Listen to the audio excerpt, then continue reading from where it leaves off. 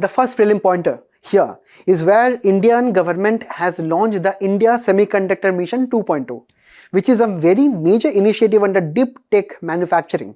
Deep technology means the technologies of artificial intelligence, data centers, machine learning, semiconductors, rare earth and various other equipments which actually are futuristic. So this is where India is trying to boost its own value chain. That is where, firstly, when we talk about the semiconductor guys, semiconductor is actually made from polycrystalline silicon.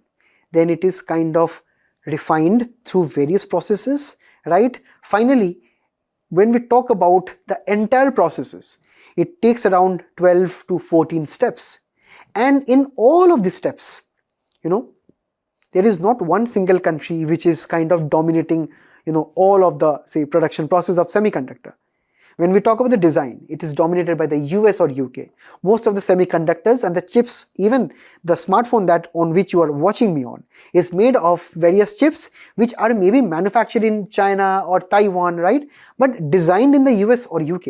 Because designing requires high level of expertise, simulations, funding, which are easily available in the developed economies. Next, the raw materials come from Japan and China.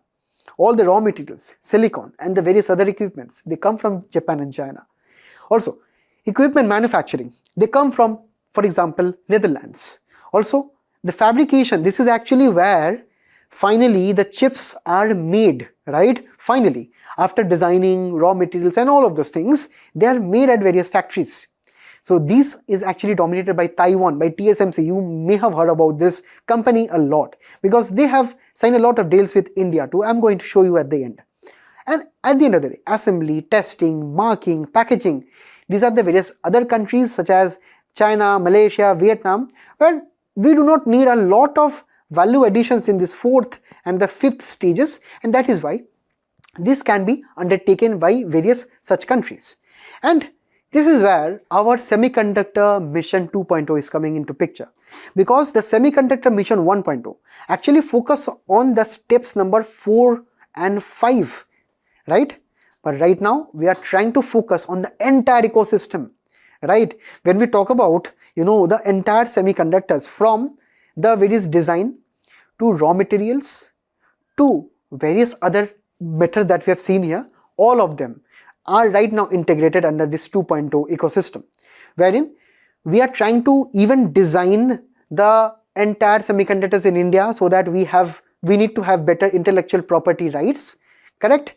Also, we are trying to give capital support. The government will be giving loan support, money to various MSMEs maybe, or various startups maybe, or various new foreign direct investment.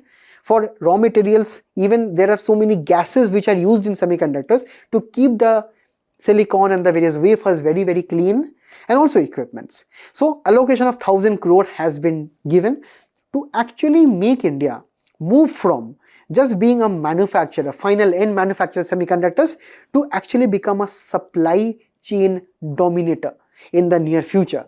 And this is where so many of semiconductor factories and agreements will be set up at various state governments in the country, right? Starting from equipments and materials, full stack design, that means the entire design using complicated softwares, using simulations, funds, everything will come from India. Everything will come from our own motherland. Also, supply chain resilience by negotiating with partners, by bringing in investors, by actually looking into the supply chain of the raw materials and negotiating a deal with them. So these are all the things. Also, finally, at the end of the day, research and development is very important. Mainly at IITs, this money will be flowing into, and various other universities which promote research of semiconductors to actually manufacture indigenous chips. This all will be undertaken majorly because the Indian Semiconductor Mission 1.0 was simply a success, because as of now 10 plants are operating under the initiative of the Semiconductor Mission 1.0. And in Tata PSMB, right, India's first commercial fabricator was set up at Dholera. $11 billion were invested, right? Micron technology came in Gujarat, Sanad region. Also, the CG Power set up the plants to actually design and maintain and also look into the overall supply chain of the semiconductors, mainly focus on the 4th and 5th stages as we have discussed previously. Also, if you have seen, Telangana, Orissa, Punjab, Andhra Pradesh, all the states of India are attracting semiconductor industries. So what does this mean? This means that these industries will be creating new jobs, will be creating new skills, will be leading to technological transfer, will be leading to making the state GDP much more greater.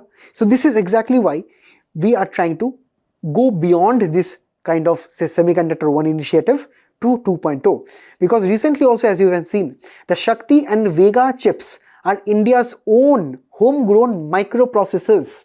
So it is a very proud moment for India to actually come and manufacture microprocessors right now.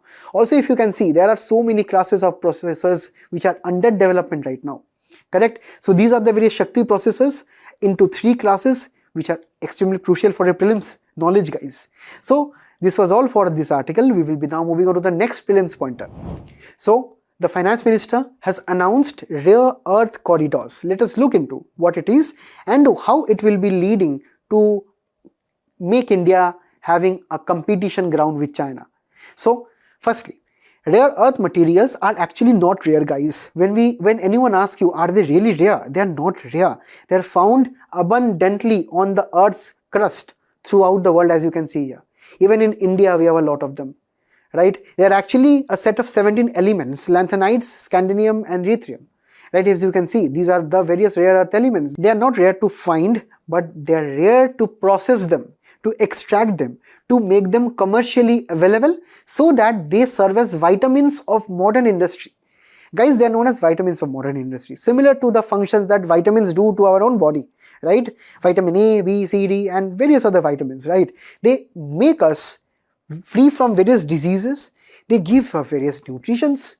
Similarly, rare earth materials, right? They are those materials which power your electronic devices, right? Which actually have a lot of implications in mostly making strong and powerful magnets that actually are used in so many heavy industrial applications and major modern deep technologies. So this is exactly what brings us to the Indian context, guys. For example, in India, we have something which is known as beach sand materials such as thorium, titanium, zirconium, gamete, sillimanite. So these are all, kind of beach sand minerals, and this is exactly where we find the rare earth materials, right? So one of these actually contain monazite. Monazite contains thorium and uranium, right, which are actually a very, very key source of the rare earth minerals. And if you see, along the entire eastern coast, this is quite of a predominant, say, resource that we have. This is a kind of a hidden resource that has been gifted to us across the entire eastern coast and also the western coast. So this is where we have to understand monazite sand are a phosphate mineral found in abundant numbers in Kerala, Tamil Nadu, Orissa and Andhra Pradesh. So at a time when China is dominating the supply chain, why we are, left behind? Why we are not using the vast sands of our country? If you know, sands do not have any limit, right? And if you go on to excavate such monazite sand minerals, we can only get more and more of such, rare earth materials, which can be even much more instrumental in our semiconductor industry, for example, in the previous article. But the major thing is that, the monazite is also a source of thorium and uranium. Uranium is particularly radioactive. So these monazite sands are strictly regulated by the Department of Atomic Energy. So the budget here is trying to simplify this. So we are trying to have corridors in 4 states with 2 intentions. Firstly, to have much more rare earth permanent magnets, right? We have to manufacture permanent magnets which are actually used in so many other applications, mainly, various electronic components. So this is where we will be trying to attract so many companies. We have a target to manufacture 6,000, million metric tons per annum, where we are trying to attract 5 companies who will be targeting 1,200 MTPA, right? And they will be getting incentive of 6,450 crores. Just similar to the PLI scheme, they have to manufacture and sell more of the permanent magnets, then they will be getting this money. So doing business, ease of doing business has been subsidized. Also, capital subsidy to buy new machines, new components to set up this factory, 750 crore will be given for that. And exactly these states were chosen. These areas were chosen. So do remember the names of these areas, because UPSC prelims can give you the names and they can actually ask these are associated with which government initiative. Also, finally, we have to break down the supply chain problem of China, because China is having the monopoly of 90% of the rare earth processing, magnet manufacturing, and also China time to time threatens other countries such as Japan, even US, that they would stop the supply of such, say rare earth to rest of the world. And then the rest of the world can see inflation, can see price rise in the semiconductor industry or say in the electronic industry. So that is why India is stepping in the game, right? Also, India imports majority of the rare earth materials and also the magnets, and the demand will increase by 2 times. So in the future, we are going to spend more money.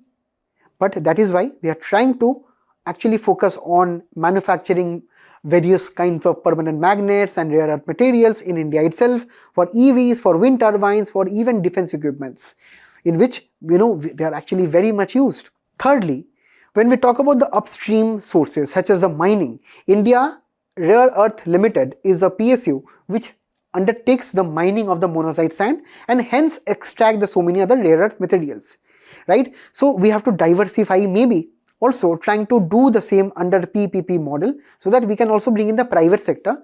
Never standing the same, we have to understand we have atomic sources of uranium too. We have to find out the guidelines for that. Also, we have to undertake the processing on a very serious vein, because China has dominated the processing side. We have to understand the processing of rare earth materials are actually heavily polluting and complex. So we need better technology and funding for the same. And for the downstream, we have actually launched this initiative. So let us have a comprehensive development of the rare earth scenario as of now. Now we'll be moving on to the next prelims pointer.